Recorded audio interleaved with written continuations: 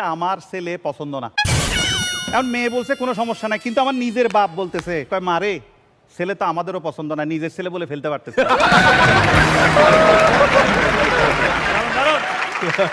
এটা দেখে মেয়েটার করোনা হয়েছে, কোনো রকমে আমার বিয়ে করছে।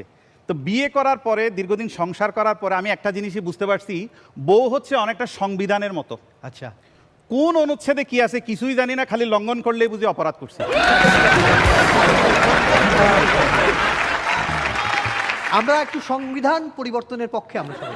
ঠিক আছে, বউকে ভালোবাসি সেটা বোঝানোর জন্য মাঝে মধ্যে আমাদের গিফট দিতে হয়। তো সেদিন আমার বিবাহ বার্ষিকী ছিল, আমি একটা তারে সিএনজি গিফট করছি। সিএনজির পিছনে আবার নাম লিখে দিছি আমার বউ আফরোজা। এটা দেখার পরে আমার বউ বাপের বাড়ি চলে গেছে, কারণ যে জায়গায় লেখা ছিল আমার বউ আফরোজা তার ঠিক নিচে লেখা ছিল ভাড়ায় চালিত। দারুণ দারুণ।